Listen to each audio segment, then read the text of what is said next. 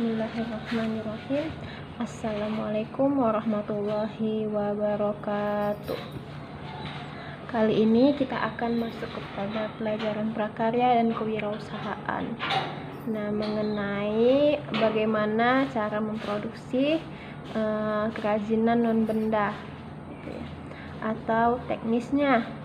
Nah, saya bukan mengajarkan caranya, tapi tata caranya atau strukturnya gitu. Kenapa? Karena ketika ingin memulai suatu kewirausahaan itu kita harus menyusun rancangan dengan baik, menyusun strategi dengan baik gitu.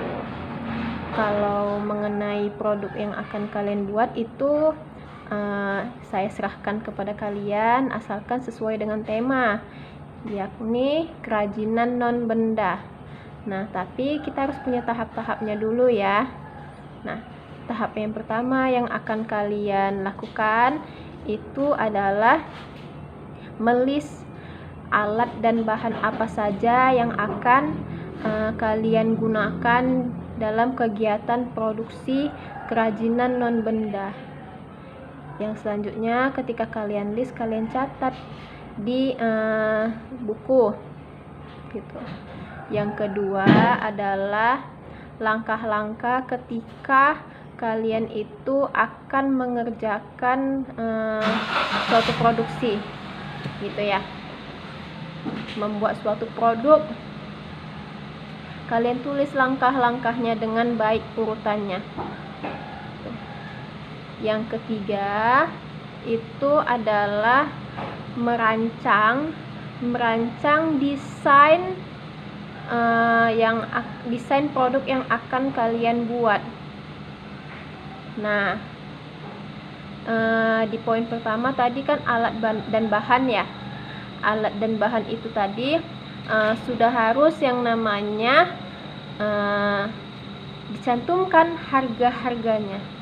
Karena suatu saat kita bisa saja menghitung biaya produksi dari harga dan bahan yang kalian cantumkan. Pertama yaitu menuliskan menuliskan alat dan bahan beserta harga. Yang kedua itu langkah-langkahnya harus kalian tulis. Yang ketiga adalah tekniknya ataupun rancangan desainnya gitu. Tidak bisa yang namanya dalam kegiatan produksi atau kegiatan berwirausaha itu yang dilakukan adalah kegiatan produksinya langsung gitu. Karena kalau misalnya dilakukan seperti itu nanti tidak konsisten. Lebih baik kalian melis dulu apa yang mau kalian rancang gitu ya.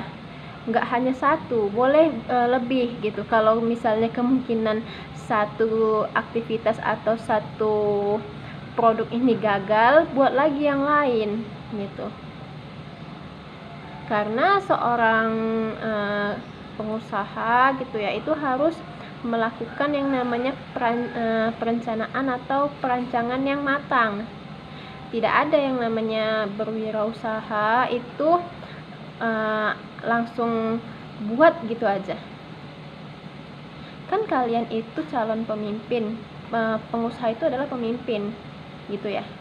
Pemimpin itu harus rapi, pemimpin itu harus merancang apa yang dia buat. Kalau misalnya langsung memproduksi barang, namanya nggak pengusaha, namanya nggak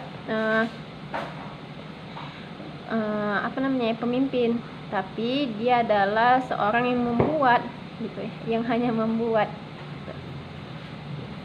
Itu saja dari saya. Yang pertama itu melis yang namanya alat bahan beserta harga-harganya. Yang kedua menulis langkah-langkahnya. Yang ketiga itu mendesain apa yang akan kalian buat.